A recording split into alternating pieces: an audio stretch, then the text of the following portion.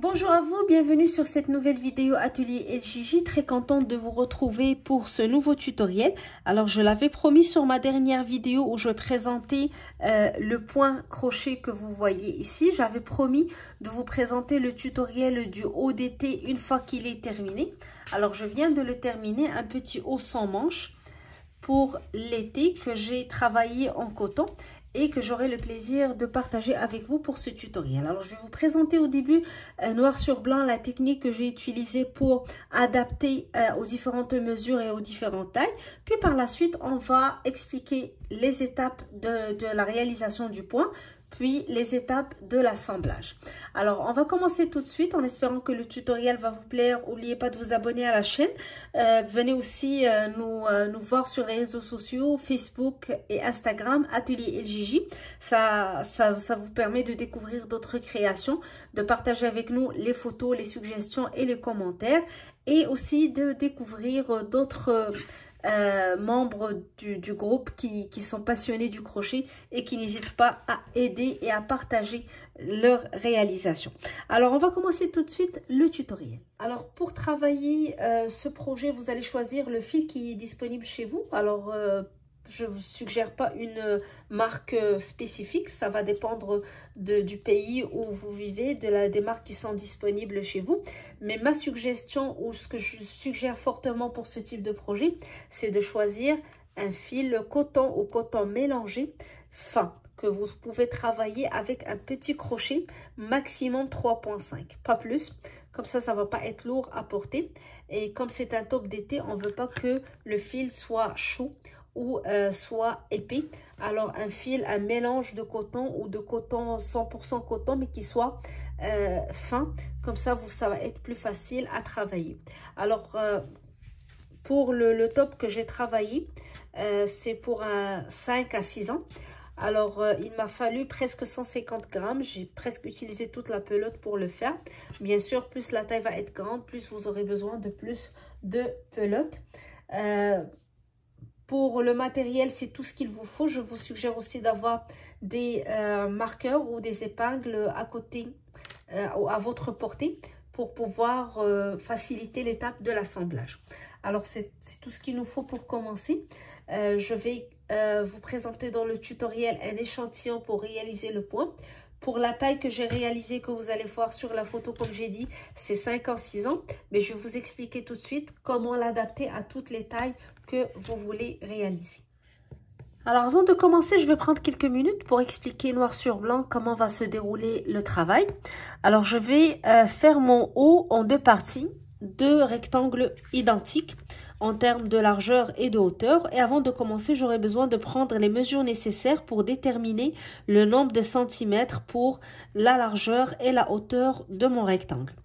Alors, je vais vous prendre le centimètre et vous mesurer sur la personne pour qui vous voulez travailler le haut. Alors, si vous voulez travailler pour un enfant, comme ce que je vais faire dans le tutoriel, pour un enfant, je prends généralement la largeur du dos, donc épaule à épaule. Puis, j'ajoute quelques centimètres de chaque côté pour avoir des épaules un peu tombantes et pour que le haut ne soit pas serré sur le buste lorsque je vais coudre les deux rectangles ensemble. Alors, j'ajoute 10 centimètres de chaque côté. Vous pouvez ajouter 7 ou plus de 10, dépendamment de la manière dont vous voulez porter le haut. Mais généralement, 10 centimètres de chaque côté, ça donne un très joli haut, donc pas trop large, pas trop serré. Lorsqu'on va faire les coutures nécessaires. Alors, si vous travaillez maintenant ou vous voulez adapter le haut pour une taille adulte, pour une taille adulte, je prends le tour de la poitrine. Donc, je mesure le tour de la poitrine. Je le divise sur 2 et là, j'ajoute les centimètres de chaque côté, c'est-à-dire 10 à 15 cm de chaque côté, dépendamment, comme j'ai dit, la manière dont vous voulez porter votre haut. Généralement, moi, je préfère avoir mes hauts tombant un petit peu sur les épaules, donc j'ajoute 10 ou 12 cm de chaque côté pour avoir plus de largeur sur le haut. Alors, tour de poitrine, et divisez sur 2, puis vous ajoutez le nombre de centimètres de chaque côté que vous voulez ajouter pour élargir. Alors, si vous avez un haut que vous préférez porter, vous pouvez prendre les mesures sur ce haut. Ça pourrait être plus facile pour vous, vu que c'est déjà adapté sur votre taille. Donc, juste prendre les centimètres et mesurer le haut que vous portez souvent ou le t-shirt que vous portez souvent au-dessus des bras. De cette manière, vous aurez le nombre de centimètres pour la largeur de votre rectangle. Alors, une fois que vous déterminez la largeur, vous prenez les centimètres et vous mesurez de votre épaule jusqu'au point où vous voulez que votre top arrive ou votre haut arrive. Donc, vous pouvez arrêter au niveau de la ceinture ou aller un petit peu plus bas ou un petit peu plus haut. Ça va dépendre de la manière dont vous voulez le porter. Et le nombre de centimètres que vous allez trouver va constituer la hauteur de votre rectangle.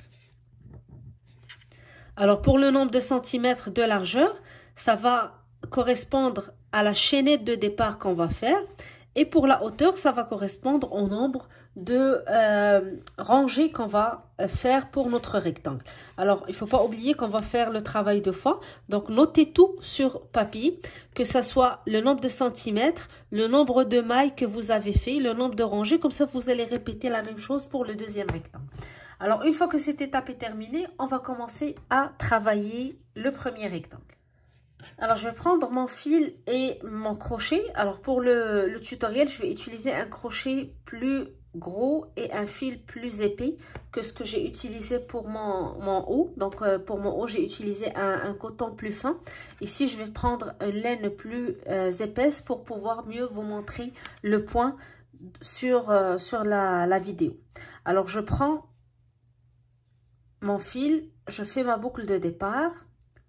Et je vais commencer par ma chaînette de départ. Alors, comme on a expliqué, la chaînette de départ va correspondre au nombre de centimètres qu'on a calculé pour la largeur de notre rectangle. Alors, on va commencer par faire notre chaînette en comptant 4 mailles à la fois. 1, 2, 3, 4. 1, 2, 3, 4. 1, 2, 3, 4. 1, 2, 3, 4. 1, 2, 3, 4. Alors, vous allez continuer de cette manière, 4 mailles à la fois, jusqu'à ce que votre chaînette corresponde au nombre de centimètres que vous avez calculé pour la largeur de votre rectangle. Alors, lorsque vous voulez mesurer votre chaînette, ne la tirez pas, mesurez votre chaînette à plat. Une fois que vous avez le nombre de centimètres voulu, vous ajoutez 2 mailles, 1 et 2. Et on va commencer à travailler dans la deuxième maille à partir de notre crochet. Donc, on va piquer dans la deuxième maille, tirer et faire une maille serrée. Jeter, je passe à travers les 2 boucles. Et je vais faire une maille serrée dans chaque maille de ma chaînette. Donc, ça va être ma rangée de fondation. Je fais une maille serrée sur chaque maille de ma chaînette.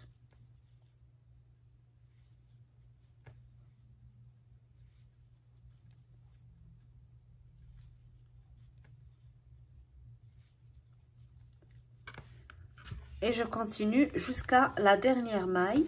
Donc, une maille serrée sur chaque maille jusqu'à la fin. Alors, une fois que vous avez terminé votre rangée de base, donc la rangée en maille serrée, maintenant, on va commencer à travailler le point qu'on va utiliser pour faire notre rectangle.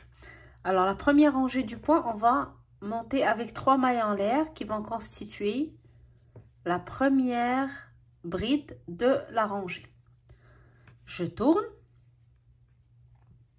je ne travaille pas dans la même maille, je saute la maille suivante et je vais dans la maille d'après. Alors, vous voyez ici la maille où j'ai les 3 mailles en l'air, je la laisse, je saute une maille dans la maille suivante, je fais 4 brides. 1, 2, 3 et 4. Puis, je vais sauter 3 mailles, 1, 2, 3. Et dans la 4e, je fais 4 brides.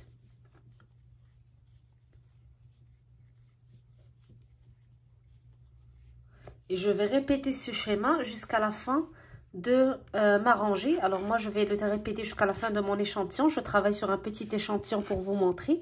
Vous aurez sûrement une rangée plus longue que la mienne. Vous comptez à chaque fois 3 mailles. 1, 2, 3. Et dans la quatrième, vous faites 4 brides.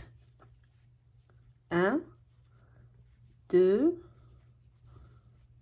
3 et 4. On saute 3 mailles, 1, 2, 3 et on fait 4 brides dans la quatrième maille. Et vous continuez ainsi jusqu'à ce que vous approchiez de la fin de votre rangée. Alors si vous avez bien compté vos mailles, si vous avez travaillé vos 4 mailles à la fois au début plus les 2 mailles que vous ajoutez à la fin et que vous avez bien fait votre première rangée de mailles serrées et que vous avez suivi le schéma de sauter à chaque fois 3 mailles avant de faire les 4 brides dans la quatrième, il va vous rester vers la fin 2 mailles à travailler. Alors je vais continuer, lorsqu'il va me rester 2 mailles, on se retrouve pour terminer la rangée ensemble. Alors comme je vous ai expliqué, vers la fin, il va vous rester 2 mailles. On va sauter cette maille et on va aller directement à la dernière maille de la rangée. On va faire une bride. Donc je pique, je tire et je fais une bride pour terminer. Alors la rangée, on l'a commencé avec 3 mailles serrées qui constituent une bride et on l'a terminée avec une bride. Donc pour garder toujours l'équilibre. Le schéma qu'on a répété pour cette rangée, c'est toujours le même. Sauter 3 mailles, faire 4 brides dans la quatrième. Alors au début, après les 3 mailles en l'air, on a sauté une seule maille pour commencer notre schéma. Et la même chose vers la fin, on a sauté la dernière maille avant de faire notre bride. Alors maintenant, pour la deuxième rangée du motif, on va commencer toujours par nos 3 mailles en l'air et je tourne. Les 3 mailles en l'air comptent toujours pour une bride. Alors nous allons sur le premier groupe de 4 brides ici. Je vais sauter les 3 premières et aller directement à la quatrième bride. Je fais une bride sur la quatrième. Puis je fais 2 mailles en l'air. 1, 2. Et je vais retourner sur la première bride pour faire une bride. Mais je vais retourner par en arrière. Donc je fais un jeté. Je vais passer par en arrière comme vous voyez. Là, mon crochet rentre dans le petit espace ici et je pique dans la première bride. Et je fais ma bride. Alors je vais répéter pour être sûr que j'ai bien expliqué. J'ai fait mes 3 mailles en l'air du début de rangée. J'ai sauté les 3 brides du groupe. Je suis allée directement sur la quatrième. J'ai fait une bride suivie de 2 mailles en l'air. Et là, je passe par en arrière pour aller chercher la toute première bride et faire une bride ici. Alors, je fais mon jeté. Je passe par en arrière et je pique. Puis, je fais une bride. Alors, cet exercice, je vais le répéter sur tous les groupes de 4 brides de la rangée.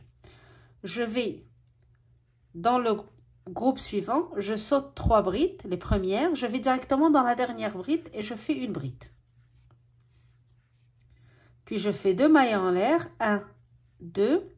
Puis, je fais une bride dans la toute première. Donc, je reviens sur la première pour croiser mes brides.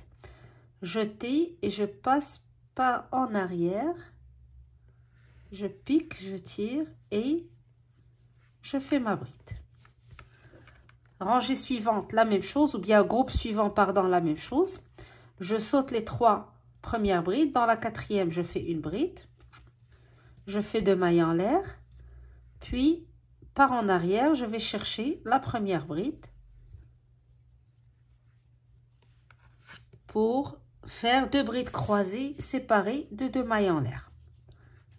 Groupe suivant, dans la quatrième bride, je fais une bride. Alors ici, c'est l'étape la plus facile. Suivi de 2 mailles en l'air. Jeter. Je passe par en arrière et je cherche la première bride. Et je fais ma bride. Alors, ne serrez pas trop fort sur votre crochet pour ne pas voir votre travail très serré. Et vous facilitez aussi le travail pour l'étape suivante. Dernier groupe de mon échantillon. Bride sur la dernière bride du groupe. 2 mailles en l'air, jeter, je passe par en arrière, je pousse mon crochet dans l'espace et je vais tirer ou je vais piquer dans la première bride avant de tirer et faire ma bride. Alors il va me rester les 3 mailles en l'air ici de la rangée précédente. Je vais faire une bride sur la 3e maille des 3 mailles en l'air que j'ai fait. Alors ça va être une rangée de brides croisées. Alors cette rangée est la première rangée de la série de répétitions qu'on va faire pour notre point. Et le point se travaille en fait sur la répétition de 2 rangées. Une rangée où on fait les brides croisées et une rangée où on travaille les groupes de 4 brides. Alors pour la deuxième rangée, je fais 3 mailles en l'air, je tourne et je vais travailler uniquement dans les espaces qui séparent les brides croisées, c'est-à-dire dans les 2 mailles en l'air qui séparent les 2 brides. Dans cet espace, je fais 4 brides. 1, 2, 3 et 4.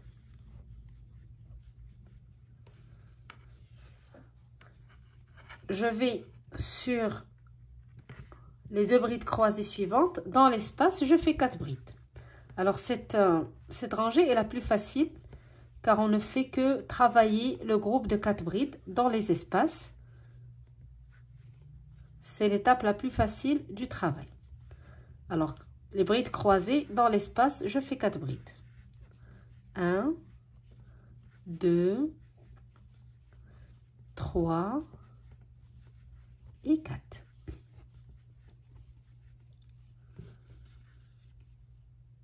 Dans l'espace qui sépare les 2 brides croisées, je fais 1, 2, 3 et 4. Dans l'espace, je fais 1, 2, 3 et 4.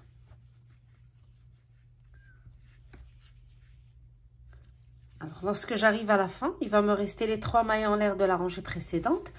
Je termine avec une bride dans la 3e maille des 3 mailles en l'air. Alors, on commence toujours par 3 mailles qui constituent une bride et on termine par une bride vers la fin. Alors, on aura pour ce motif une rangée avec des brides croisées, une rangée avec le groupe de 4 brides à chaque fois. Alors maintenant, ici, on a fait la rangée avec les 4 brides. La rangée suivante va être une rangée de brides croisées. On la commence avec 3 mailles en l'air. Je vais la faire rapidement, puis je vais vous laisser par la suite travailler puisque ça va être une répétition du même motif jusqu'à ce que vous atteigniez la hauteur que vous voulez pour votre rectangle. Alors, on s'est dit que la hauteur est constituée du nombre de rangées qu'on va répéter. Alors, on va répéter ces 2 rangées jusqu'à ce qu'on arrive au haut de notre rectangle. Alors, après les 3 mailles en l'air, on va directement sur le groupe des 4 brides. Dans la 4e, je fais une bride, suivie de 2 mailles en l'air, jeter et je passe par en arrière, chercher la première bride.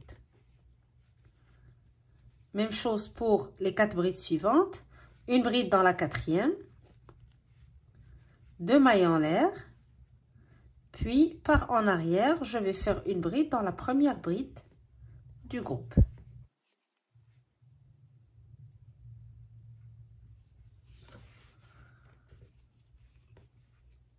Une bride dans la 4e bride, 2 mailles en l'air, puis je retourne pour faire la première bride. Alors j'ai déjà mis sur la chaîne une vidéo qui explique en détail comment faire ce point. Pour celles qui veulent retourner voir le tutoriel, je vais vous mettre le lien en bas de la vidéo.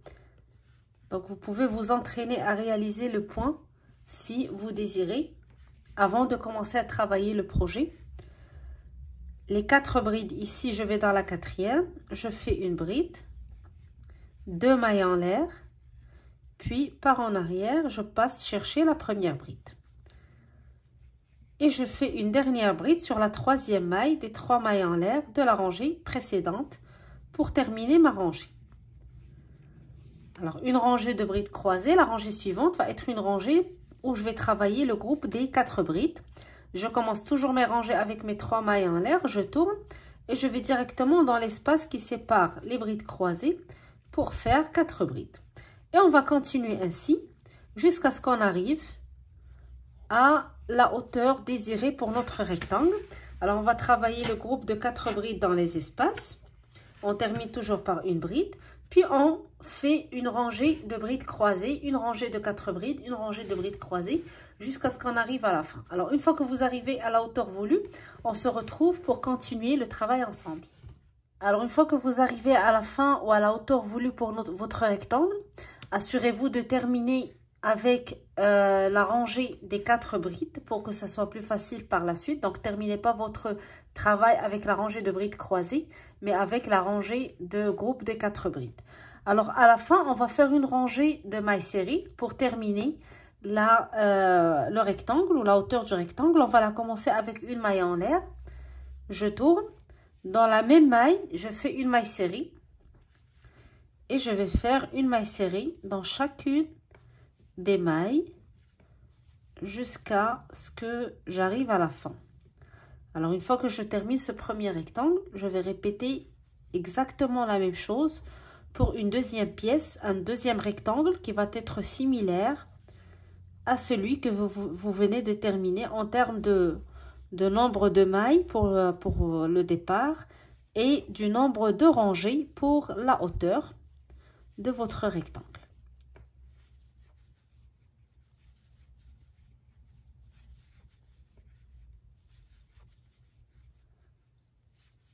Et on termine avec la dernière maille serrée sur la troisième maille des 3 mailles en l'air de la rangée précédente. Je fais une maille en l'air, je coupe mon fil et je tire pour terminer. Puis je vais recommencer le même travail pour un autre rectangle.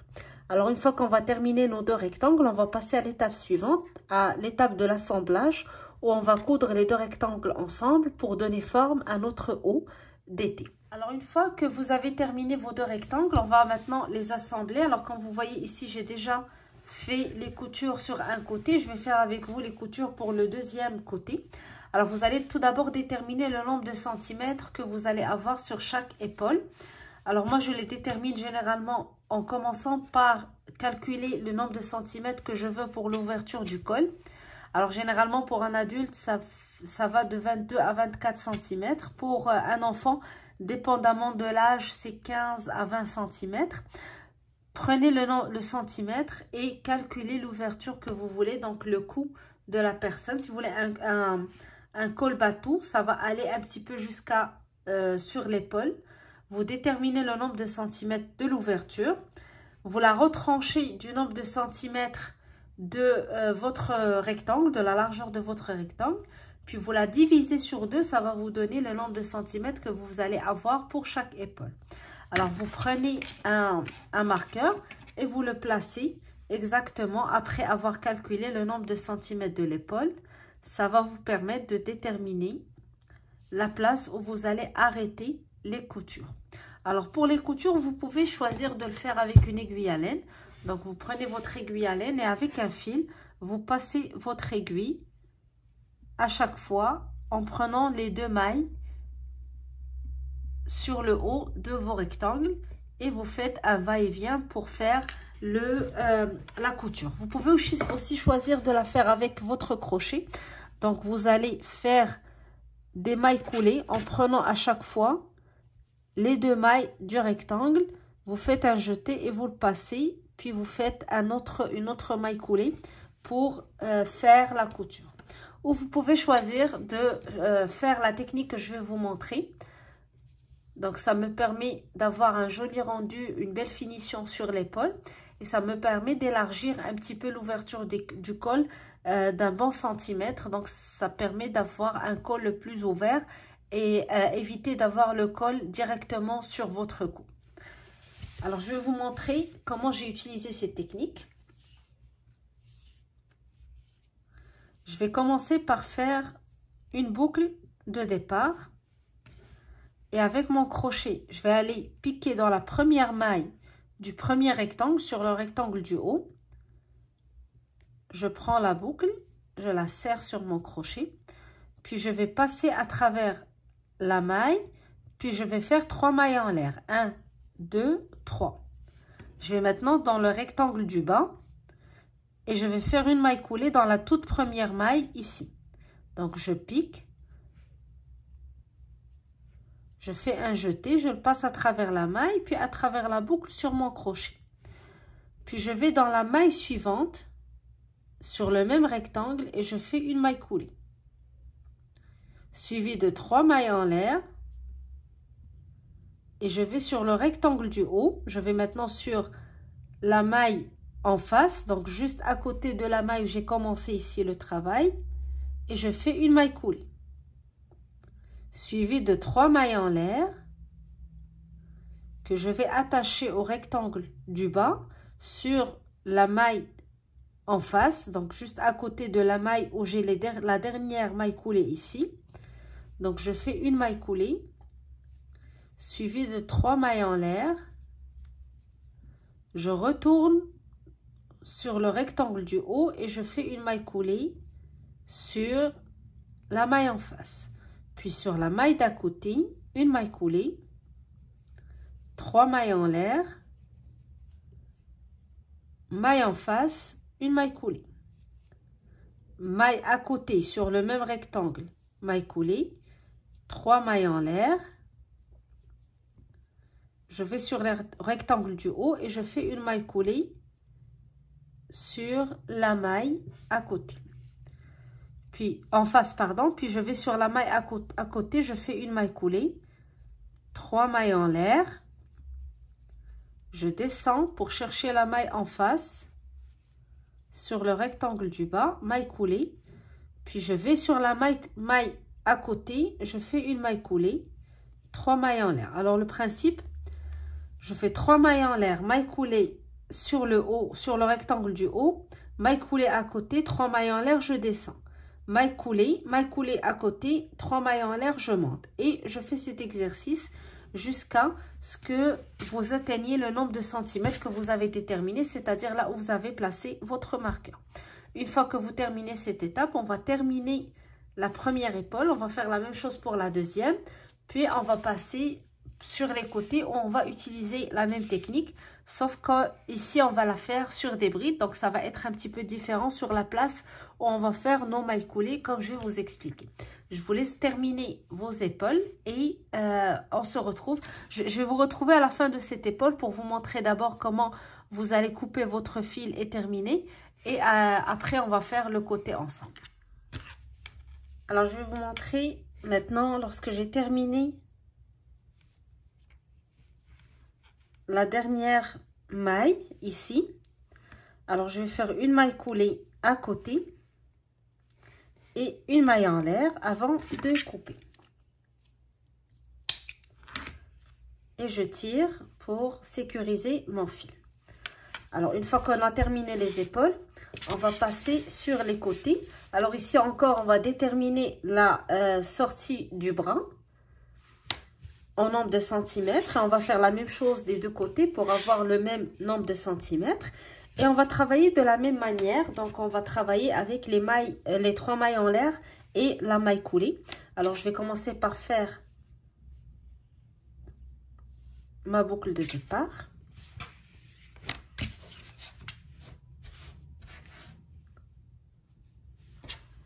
Je vais piquer en haut de la maille, ici, sur le premier rectangle.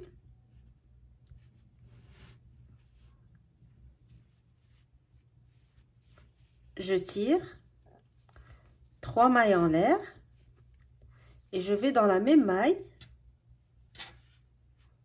sur le rectangle du côté. Ici, je pique et je fais une maille coulée. Alors ici, je travaillais la hauteur des rangées avec des brides. Sur les épaules, on avait des mailles serrées, donc c'était facile de faire une maille coulée sur la maille d'à côté, puis de travailler les 3 mailles en l'air. Alors ici, comme on a une bride, alors ici, vous voyez, je suis sur le haut de la maille. Je vais aller à la deuxième maille en l'air ou au milieu de la bride, ici, et je fais une maille coulée. puis je fais 3 mailles en l'air, puis je vais sur la bride en face et je pique au milieu de la bride. Donc je prends les deux fils de la bride sur mon crochet et je fais une maille coulée.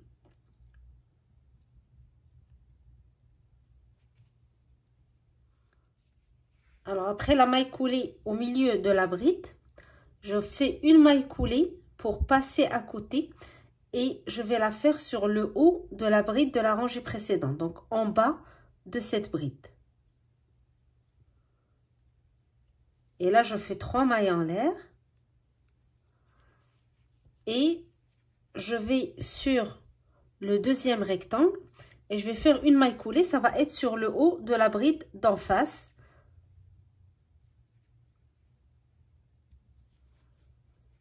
Puis je vais sur le milieu de la même bride et je fais une maille coulée. 3 mailles en l'air. Sur le rectangle d'en face, sur le milieu de la bride, je fais une maille coulée.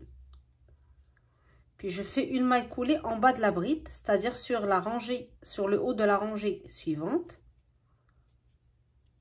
3 mailles en l'air. Et je vais sur le rectangle d'en face, sur le haut de la bride ici, je fais une maille coulée.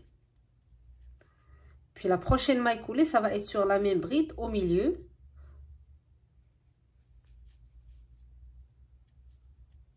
Trois mailles en l'air. Puis sur la bride d'en face, au milieu, je fais une maille coulée. Alors le principe à retenir, c'est que vous allez avoir toujours à travailler sur le haut de la rangée, au milieu de la bride et en bas de la bride, c'est-à-dire le haut de la rangée précédente. Vous aurez 3 chaînettes ou les 3 mailles en l'air qu'on va appeler chaînettes. Donc 3 chaînettes sur chaque rangée. Une en haut, une au milieu et une en bas sur le haut de la rangée précédente. Même chose lorsque vous passez aux 3 suivantes. Donc vous avez une en haut, une au milieu, puis une en bas qui va être celle du haut de la rangée suivante. Alors une en haut, une au milieu, ça, on va travailler maintenant celle du bas ou le haut de la rangée précédente. Ça, vous l'appelez comme vous voulez. 3 mailles en l'air. On va sur la maille en face, une maille coulée. Alors ici on est en haut, donc la prochaine maille coulée va être au milieu. 3 mailles en l'air et en face au milieu. Puis sur le haut de la rangée précédente, ou dans la rangée suivante, je fais une maille coulée, 3 mailles en l'air et je vais sur la rangée d'en face, je fais une maille coulée. Une maille coulée au milieu de la bride, 3 mailles en l'air, une maille coulée au milieu de la bride d'en face, puis une maille coulée sur le bas ici de la bride, en bas de la bride, sur le haut de la bride de la rangée suivante, 3 mailles en l'air. Alors on va continuer ainsi jusqu'à ce qu'on arrive à la fin. Alors ici j'ai laissé une petite ouverture vers le bas pour donc avoir plus d'espace et ça soit plus, on soit plus à l'aise à le porter. Alors je vais continuer cette partie puis on se retrouve après. Alors voici le résultat final après avoir terminé l'étape de l'assemblage. Alors vous voyez avec la technique qu'on a utilisée pour la couture, on a un col plus ouvert. Donc c'est ça, l'ouverture ici n'est pas collée directement à notre cou, ce qui rend donc la portée du haut plus belle. Même chose pour les côtés, donc on a gagné un petit centimètre supplémentaire sur les côtés pour être plus à l'aise à le porter. Alors pour celles qui ont choisi de faire un haut un petit peu plus long, ou c'est une suggestion que je vais vous donner. Moi j'ai ajouté une petite ceinture que je vais faire rentrer dans les petits trous ici dans la rangée des brides croisées pour faire plus joli. Donc c'est juste une chaînette avec une rangée de brides pour celles qui veulent l'ajouter. Ça peut être un petit plus à faire pour votre haut. Alors un petit top d'été sans manches. J'espère que ça vous a plu. Donc moi j'ai essayé dans le tutoriel de vous expliquer le plus possible la technique que j'ai utilisée pour l'adapter à la taille que je veux faire. Bien sûr j'ai évité de donner le nombre de mailles exact parce que ça va beaucoup dépendre de la taille que vous allez faire, aussi de la nature de la laine ou du fil que vous avez choisi de faire. Alors je préfère vous expliquer la technique, comme ça vous allez l'adapter peu importe la taille, peu importe le matériel que vous avez choisi. Et ça pourrait aussi être une technique à utiliser pour d'autres projets, pour adapter d'autres projets à votre taille et à votre goût. Alors en espérant que le point et l'idée vous a plu, j'espère vous retrouver très bientôt sur un nouveau tutoriel Atelier LJJ. Alors n'oubliez pas de vous abonner à la chaîne, comme ça vous allez toujours suivre les nouveautés présentées.